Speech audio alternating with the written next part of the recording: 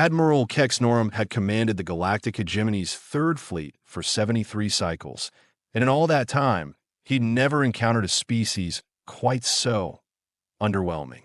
The humans, as they called themselves, had been discovered barely 6 rotations ago on the rim of Sector 7 Alpha, huddled around a single yellow star like frightened younglings. "Sir," his tactical officer Volmorin chirped, her purple carapace gleaming under the bridge's blue-tinged lighting. "The human delegation has arrived. Their ship is requesting permission to dock." Kexnorum's mandibles clicked in what passed for amusement among his kind. He adjusted his ceremonial war cloak and strode to the massive transparisteel window that dominated the command deck. Below, the human vessel looked like a child's toy next to his magnificent dreadnought. The UES Defiance, what a laughably primitive name, measured perhaps 300 meters from bow to stern. His own ship, the Eternal Dominion, stretched for over 5 kilometers and bristled with enough firepower to crack a moon. "Permission granted," he rumbled, his voice carrying the authority of someone who'd conquered 14 star systems. "Let's see what these mammals have to say for themselves." 20 minutes later, the human delegation stood in his receiving chamber, looking appropriately awed by the soaring architecture and crystalline sculptures that adorned the space. There were 3 of them: a graying male who carried himself with military bearing, a younger female with sharp eyes and calculating expression, and a third human whose cybernetic implants marked him as some sort of technical specialist. "Admiral Kexnorum," the older human said, stepping forward with what Kexnorum recognized as a respectful bow. "I'm General Marcus Stone, representing the United Earth Systems. This is Dr. Lydia Voss, our chief xenobiologist, and Lieutenant Jack Harper, our fleet intelligence officer." Kexnorum studied them with all 4 of his primary eyes, noting the way they held themselves despite being clearly outmatched. Admirable, in a pathetic sort of way. "General Stone, I trust you have had adequate time to appreciate the magnitude of what you're seeing today." Stone's weathered face remained impassive. "Your ship is certainly impressive, Admiral. Though I have to ask, is this your standard first contact protocol? Rolling up with enough firepower to glass a continent?" The audacity! Kexnorum's secondary arms twitched, a sign of barely contained irritation among his species.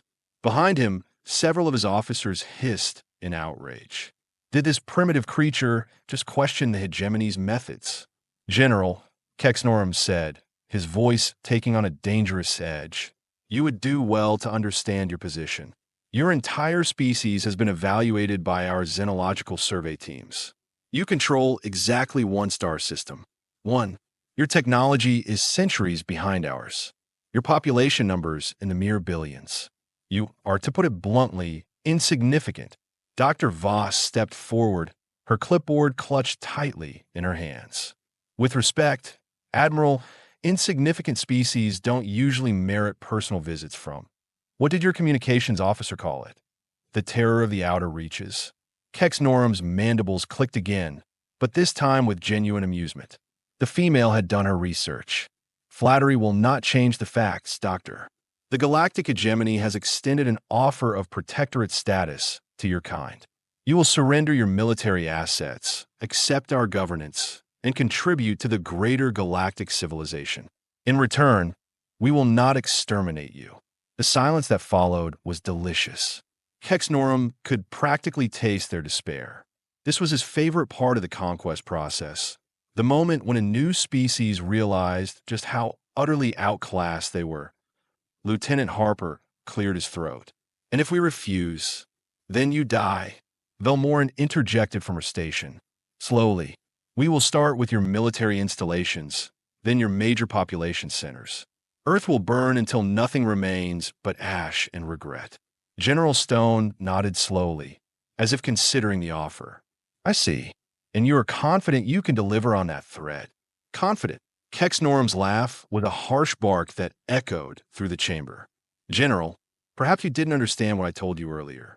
My ship alone carries enough destructive power to sterilize your entire homeworld. I have 200 vessels in this fleet. The hegemony controls over 6,000 star systems and commands a military force numbering in the trillions. Impressive numbers, Stone agreed. Tell me, Admiral, how many of those 6,000 systems joined voluntarily? The question caught Kexnorm off guard. What does that matter? Professional curiosity. You see, we have been monitoring your communications for the past 6 months. Ever since your survey ships started poking around our outer colonies. The air in the chamber suddenly felt different. Colder. Velmorin's sensor readings began displaying anomalous energy signatures, and Kexnorum felt the first stirring of something he hadn't experienced in decades. Uncertainty. Lieutenant Harper, Dr. Voss said conversationally, "Would you mind showing the Admiral those photographs we took?" Harper reached into his jacket and produced a data tablet. The holographic display that materialized above showed the twisted wreckage of 3 hegemony survey vessels floating in the void near Earth's Kuiper Belt. "These were your scouts," Stone said quietly.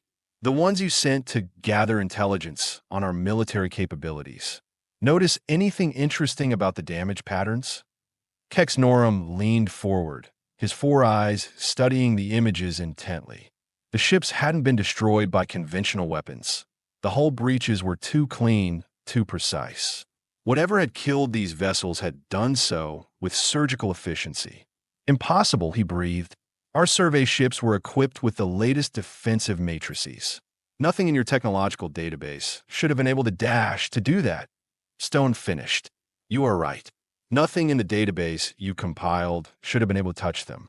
But here's the thing about humans, Admiral. We don't like being watched without permission." A new alarm began sounding throughout the Eternal Dominion. Velmorin's carapace was shifting to a deep red, a sign of extreme agitation among her kind. "Sir," she called out, her voice cracking with strain. "I'm detecting massive energy signatures throughout the system. Multiple contacts approaching from everywhere." Kexnorum rushed to the tactical display, his mind struggling to process what he was seeing. The 3-dimensional map of the solar system was lighting up like a festival celebration. Dozens of contacts, each one massive, were decloaking simultaneously. "What is this?" he demanded. "This," General Stone said, his voice carrying a grim satisfaction, "is what happens when you threaten humanity's home." The largest contact resolved itself on the display, a ship that dwarfed even the Eternal Dominion. 15 kilometers of angular depth, bristling with weapon systems that the hegemony's computers couldn't even identify. UES Retribution, Lieutenant Harper announced with obvious pride. Flagship of the Sol Defense Fleet. She's got friends, too. More ships were materializing on the display. Sleek destroyers, massive carriers, gun platforms that looked like they'd been designed by someone's nightmares. Within minutes, Kexnorum's invasion fleet found itself outnumbered 3-1. "Your intelligence was incomplete," Dr. Voss said with academic precision. "You see, Admiral, when your species has spent most of its evolutionary history trying to kill itself, you get very good at building things that kill other things efficiently." "But how?" Kexnorum sputtered. "Our surveys showed primitive chemical rockets, basic nuclear technology decoys," Stone said simply. "We have been building our real fleet in the dark side shipyards for the past 50 years. Amazing what you can accomplish when you're not busy conquering every species you meet." The communications array crackled to life, and a new voice filled the chamber. Deeper, rougher, carrying the kind of authority that came from commanding respect rather than demanding it. "Admiral Kexnorum, this is Admiral Sarah Mitchell, commanding the Sol Defense Fleet. You have exactly 10 minutes to withdraw your forces from our system, or we will demonstrate why human has become synonymous with nightmare in 17 different galactic languages." Kexnorum's tactical officer was frantically running combat projections, her appendages dancing across her control surfaces. "Sir, the energy readings from their vessels, they are off the charts. I'm detecting weapon systems that shouldn't be possible with their technological base. Sometimes," General Stone said conversationally, "being underestimated is the greatest tactical advantage you can have." The Admiral stared at the display, watching as more human vessels continued to decloak around his fleet. Each one was a work of art, deadly, efficient, beautiful in the way that only perfectly designed killing machines could be. "You are bluffing," he said finally. "You wouldn't dare attack a hegemony fleet. The consequences would be what exactly?" Dr. Voss interrupted. "You'd send more ships? Admiral, you just threatened to exterminate our entire species. From our perspective, we are already at war." A proximity alarm shrieked as one of the human destroyers, the UES Vengeance, glided past the Eternal Dominion's bow at a distance that would have been considered impossible for anything larger than a fighter craft. The ship's hull was unmarked, pristine, as if it had just rolled out of a construction bay.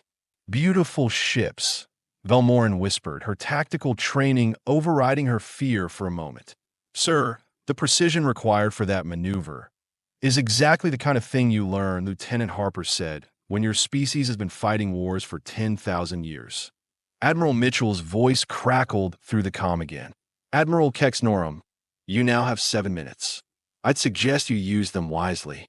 Kexnorum looked around his command chamber, at his officers, at the human delegation, at the tactical displays showing his fleet surrounded by an enemy that had appeared from nowhere like ghosts made manifest. "This changes nothing," he said, though his voice lacked its earlier conviction. "The hegemony will not be intimidated by a single system's defense fleet." "Single system?" General Stone laughed, a sound completely devoid of humor. "Admiral, you really didn't do your homework, did you?" The main display shifted, showing the broader galactic map. Red icons began appearing throughout hegemony space, hundreds of them scattered across dozens of star systems. "Those," Dr. Voss explained with scientific detachment, "are human colonies, established over the past century through our exploration and colonization programs. Funny thing about humans, we spread. It's what we do. Impossible qu'ex n'auront breted. Our intelligence networks would have detected would they?" Stone asked. "Admiral, your species has been playing Galactic Empire for so long. You have forgotten what it's like to face an enemy that actually wants to stay hidden." More alarms were sounding now. Reports were flooding in from across hegemony space. Human fleets decloaking near major military installations, mining operations disrupted by unknown vessels, patrol ships simply vanishing. 5 minutes. Admiral Mitchell announced that Kexnorum felt something he hadn't experienced since his youth. Genuine, bone-deep terror. His species had built their empire on the assumption that technological superiority equaled inevitable victory. But these humans had turned that assumption on its head. "What do you want?" he asked quietly. "What we have always wanted," General Stone replied. "To be left alone." The human delegation began moving toward the exit, their mission apparently complete. Dr. Voss paused at the threshold and turned back. "Admiral," she said, her voice almost gentle, "your species isn't evil. Aggressive, certainly. Arrogant, definitely. But not evil. Take your fleet and go home. Tell the hegemony that Earth is off limits. Tell them that humans don't make good subjects. And if they don't listen..." General Stone's smile was sharp enough to cut steel. "Then they will learn why every other species in the galaxy warns their children about the monsters that come from Sol." The humans left, and Kexnorum stood alone in his command chamber, staring at the tactical display that showed his once mighty fleet dwarfed by vessels that shouldn't exist. "Sir," Velmorin asked quietly. "Your orders?" "Set course for home," he said after a long moment. "Best possible speed." "Sir, the Hegemony Council will demand an explanation. Let them," Kexnorum said, his voice hollow. "Perhaps it's time they learned that the universe is larger than they thought." As the Eternal Dominion and its escorts began their withdrawal, the human fleet maintained their positions, a silent, deadly reminder that some species were better left undisturbed, in the depths of space. Admiral Sarah Mitchell watched the alien ships retreat and allowed herself a small smile. Humanity had just announced its presence to the galaxy in the most definitive way possible. The age of being underestimated was over 0.3 weeks after what historians would later call the Sol Incident. The Galactic Hegemony's High Command convened in emergency session. The obsidian spires of their capital world, Dominax Prime, cast long shadows across the council chambers where 12 of the galaxy's most powerful beings sat in stunned silence. Supreme Chancellor Vox Tyran, a being whose species had mastered interstellar travel when most worlds were still cooling primordial soup, drummed his crystalline fingers against the polished table. His 6 eyes, each capable of seeing across different spectrums of light, focused on the holographic reports floating before him. "Explain to me," he said, his voice carrying the weight of absolute authority, "how a species we classified as Bronze Age with delusions managed to make fools of our entire intelligence apparatus." Fleet Commander Kexravis, whose mandibles still bore the scars from the Centauri Rebellion, shifted uncomfortably in his bio chair. "Supreme Chancellor, our preliminary assessments suggest the humans have been conducting a deception campaign spanning multiple decades. Their actual technological capabilities far exceed anything in our databases." Deception. Vox Tyran's laugh was like breaking glass. "Commander, they didn't just deceive us. They made us look like amateurs.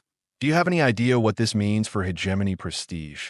Before Kexravis could respond, the chamber's massive doors slid open with a pneumatic hiss. Admiral Kex Norum entered, his usually immaculate uniform wrinkled and his posture that of a being who'd seen too much in too short time. "Ah, the returning hero," Vox Tyran said with acid sweetness. "Tell us, Admiral, about your glorious first contact with the humans." Kex Norum's report was clinical, precise, and absolutely terrifying.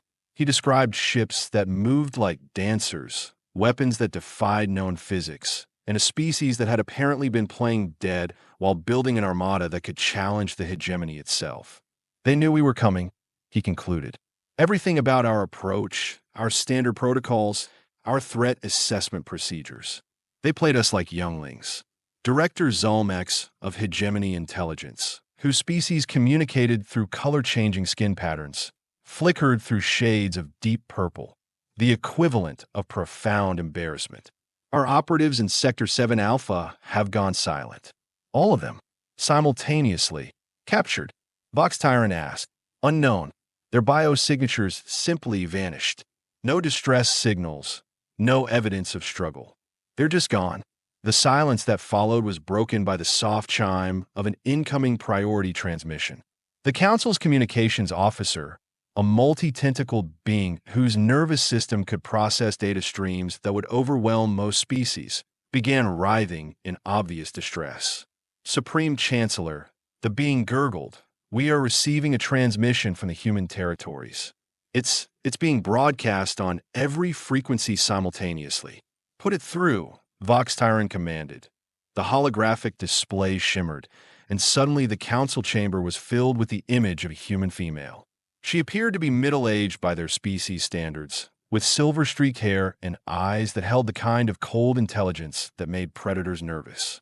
"Greetings," she said, her voice carrying easily across the vast chamber. "I am President Rebecca Torres of the United Human Federation. I believe we need to talk."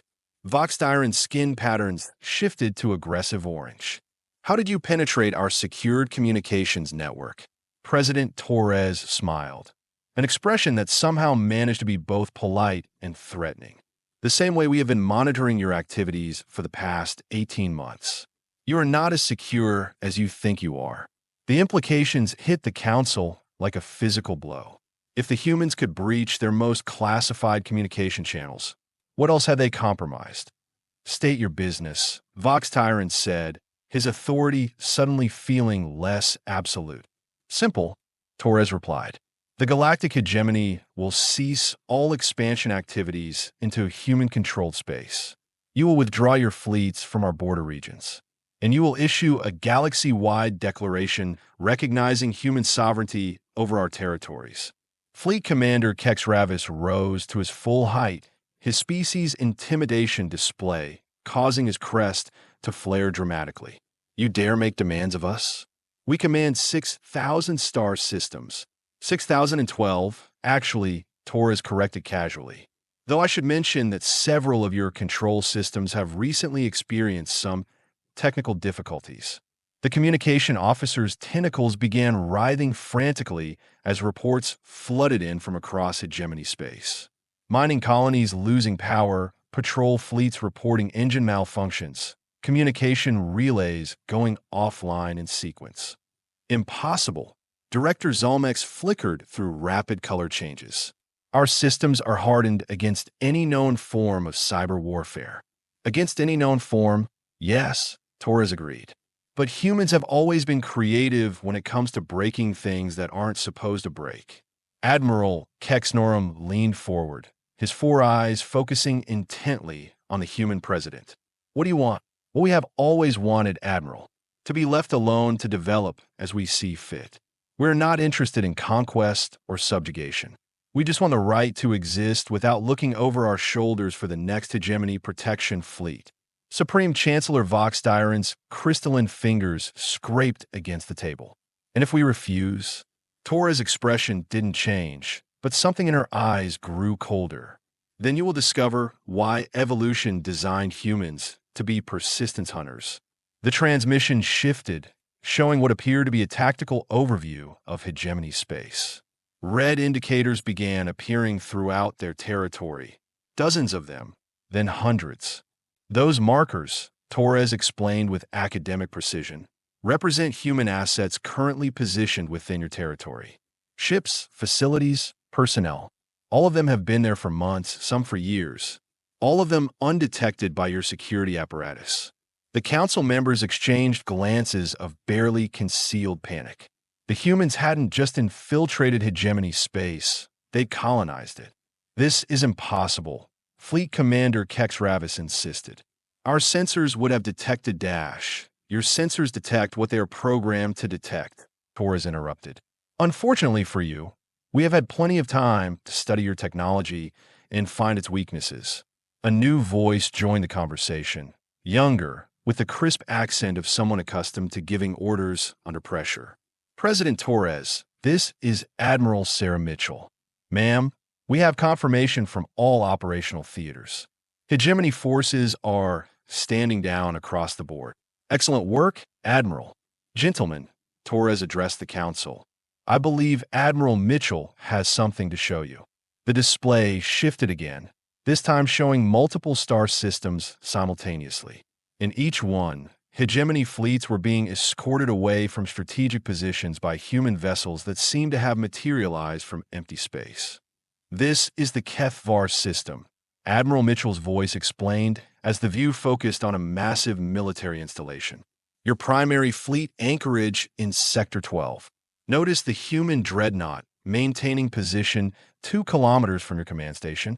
She's been there for 6 weeks. Your security never detected her.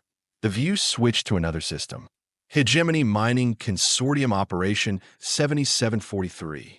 Your largest dilithium extraction facility.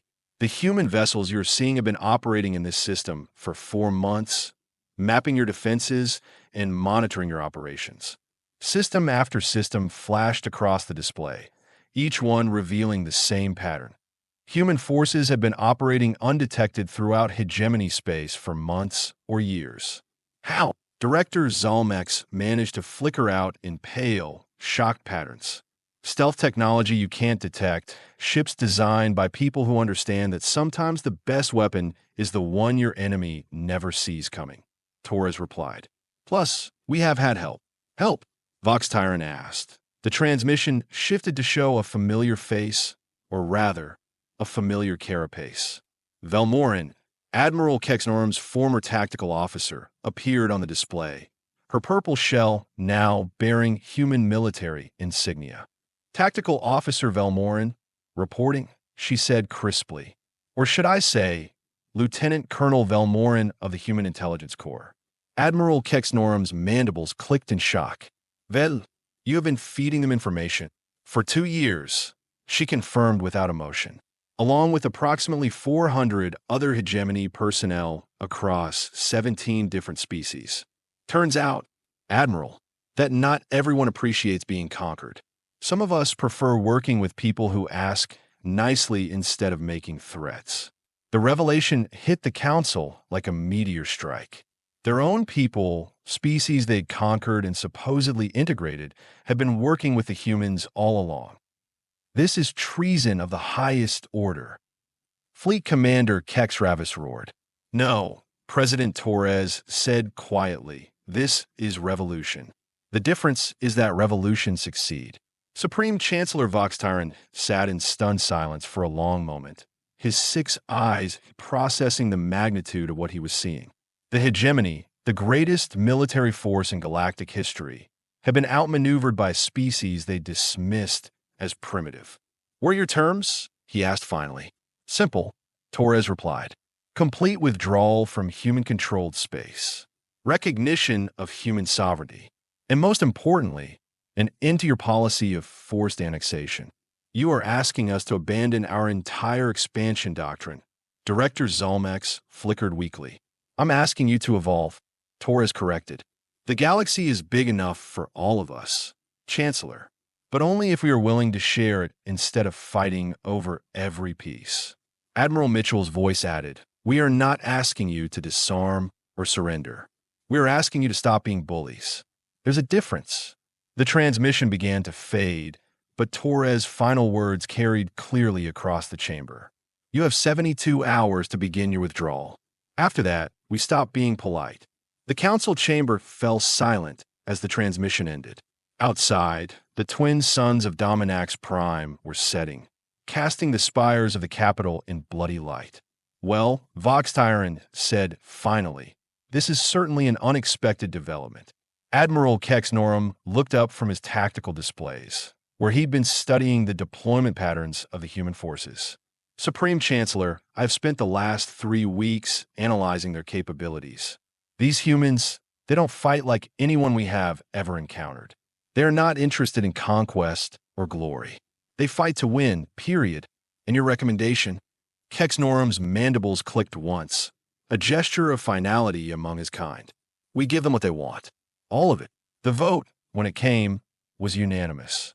For the first time in galactic history, the hegemony backed down from a confrontation. 0.3 months later, Admiral Sarah Mitchell stood on the observation deck of the UES Retribution, watching as the last hegemony patrol ship jumped to hyperspace, officially ending their presence in human territory. Think they will honor the agreement? Asked Captain David Kim, her chief of staff. Mitchell smiled, remembering the fear in the alien admiral's eyes during that first confrontation. They will, because now they know what we are capable of when we are angry. And nobody wants to see what happens when humans stop playing nice. In the depths of space, humanity's hidden fleets maintained their vigilant watch, guardians of a species that had learned the universe's most important lesson. Sometimes the best way to ensure peace is to be very, very good at war. 6 months after the hegemony withdrawal, the ripple effects of humanity's emergence were being felt across the galaxy.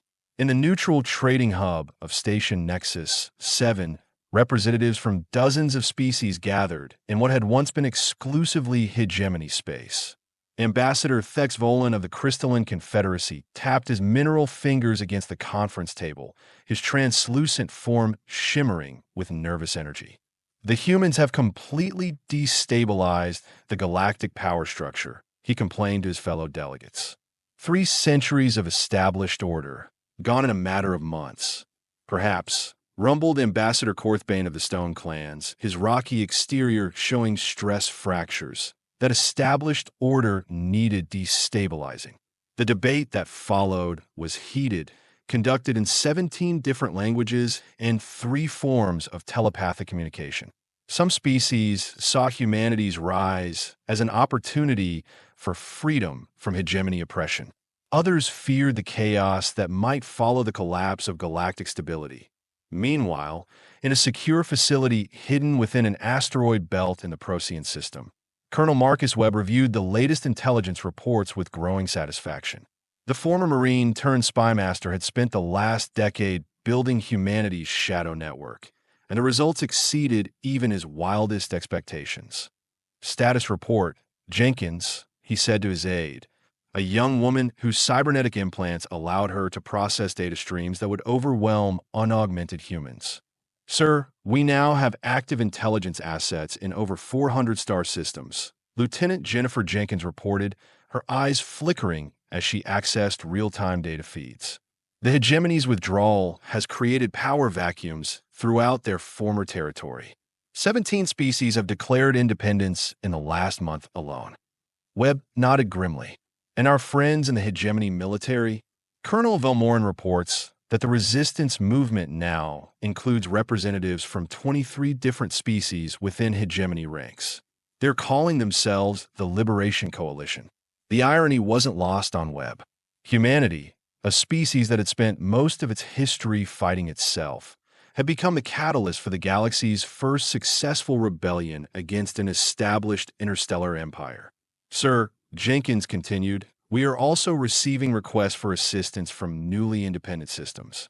The Altair Republic wants military advisors. The free colonies of Vega are asking for technological support. And the Rigel Confederation has offered us exclusive mining rights in exchange for protection from hegemony retaliation. Webb leaned back in his chair, considering the implications. Humanity had started this conflict simply wanting to be left alone. Now, they found themselves positioned as the galaxy's new power brokers that on the bridge of the UES Retribution, Admiral Mitchell was dealing with similar challenges. Her communications board lit up constantly with requests, demands, and pleas from across known space. Admiral, her communications officer announced, we are receiving a priority transmission from the hegemony border. It's Admiral Kex Norum requesting permission to enter human space under a flag of truce. Mitchell raised an eyebrow. The alien admiral who had once threatened to exterminate humanity now wanted safe passage through their territory. How times changed. Grant permission, she decided, but maintain full escort protocols. I want to know what he's really after. 2 hours later, Kex Norum's ship, now flying civilian transponders rather than military ones, docked with the Retribution. The alien admiral looked older, his carapace showing stress patterns that hadn't been there during their first encounter. Admiral Mitchell, he said, his voice lacking its former arrogance, I come seeking asylum. The request caught Mitchell off guard. Asylum? From your own people? The hegemony is fragmenting, Kex Norum explained. Hardline factions blame me for the failure at Sol. They have branded me a traitor and issued execution orders. Others see me as the architect of our only successful peaceful contact with your species. Mitchell studied the alien carefully. And what do you see yourself as? A being who finally understands the difference between strength and brutality, Kex Norum replied. Your species taught me something the hegemony never could. That true power comes from being feared by your enemies and respected by your allies. The asylum request sparked heated debate in human command circles. Some argued that harboring a former hegemony admiral would be seen as an act of war. Others pointed out that Kex Norum's knowledge of hegemony military doctrine would be invaluable. President Torres, now governing from the newly established human embassy on Station Nexus 7, made the final decision during a secure video conference with military leadership. We grant the asylum request, she announced. But Admiral Kex Norum will undergo extensive debriefing and will be required to provide intelligence on hegemony military capabilities. Ma'am, General Stone interjected from his position at Sol Command. Are we sure we can trust him? This could be an elaborate deception. It could be, Torres agreed. But the alternative is letting a potential ally die and losing the opportunity to gain inside knowledge of our most dangerous remaining enemy. The decision proved prescient. Within weeks, intelligence provided by Kex Norum helped human forces intercept 3 separate hegemony strike teams attempting to sabotage human installations. More importantly, his insights into hegemony psychology proved invaluable in negotiations with breakaway systems. The key, Kex Norum explained during one strategy session, is understanding that the hegemony views compromise as weakness. They respect only strength and fear only superior force. Your species has achieved something remarkable. You have made them afraid without making them desperate. Dr. Lydia Voss, now serving as humanity's chief xenopsychologist, found the alien admiral's perspectives fascinating. In your opinion, Admiral, what prevents the hegemony from simply rebuilding their forces and attacking again? Time, Kexnorum replied simply. In mathematics, every day they delay, more systems declare independence. Every month they spend planning, your species grows stronger. They have lost the initiative, and in warfare, initiative is everything. His words proved prophetic. Reports from across the galaxy showed the hegemony's influence waning as former client species asserted their independence. The Centauri coalition established its own defensive fleet. The mining guilds of the Outer Rim formed a mutual protection alliance.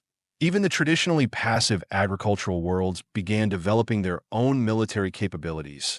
But humanity's greatest success wasn't military, it was diplomatic.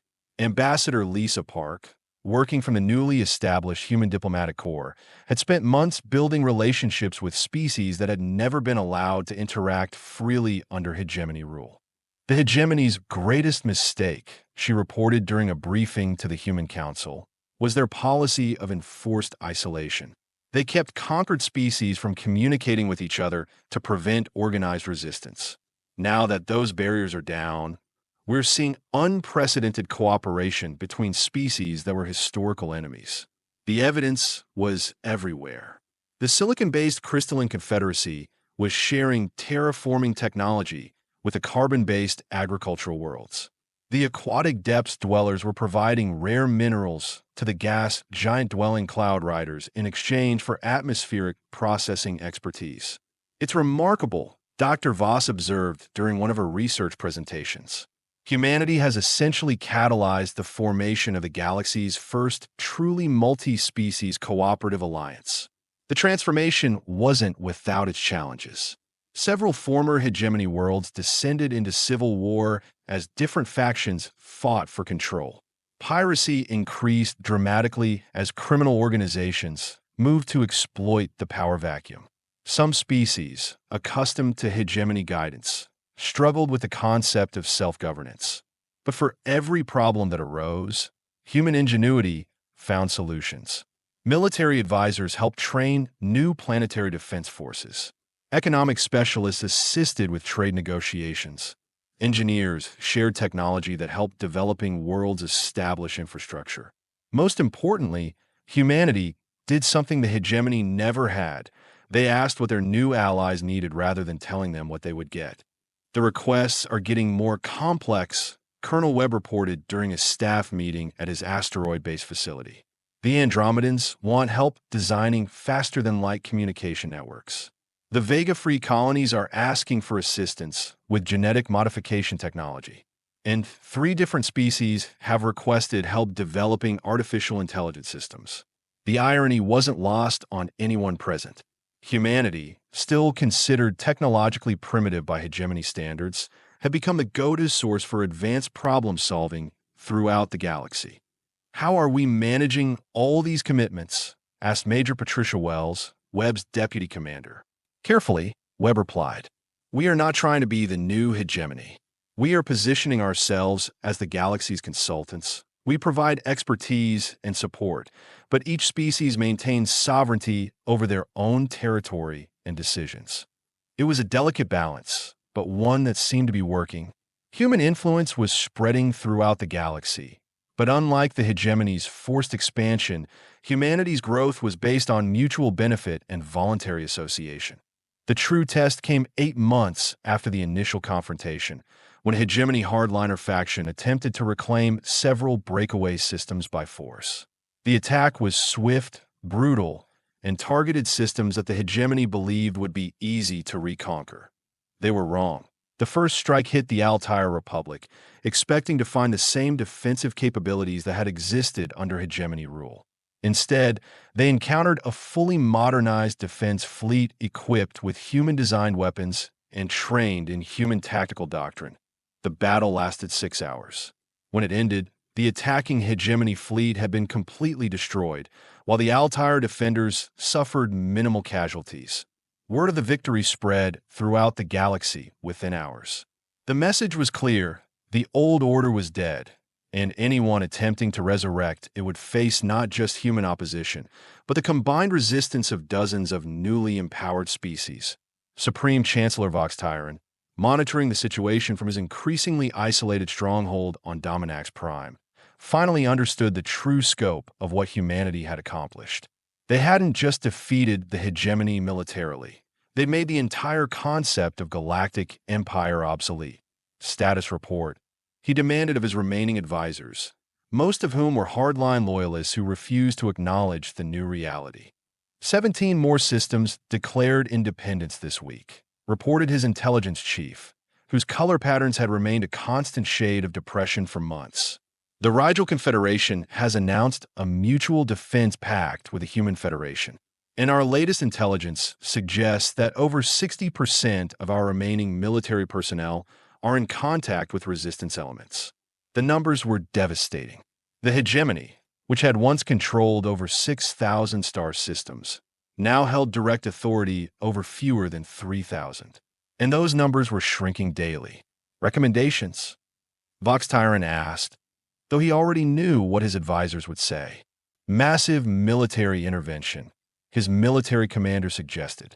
We mobilize everything we have and crush the rebellion before it spreads further. With what forces? The intelligence chief flickered in bitter amusement.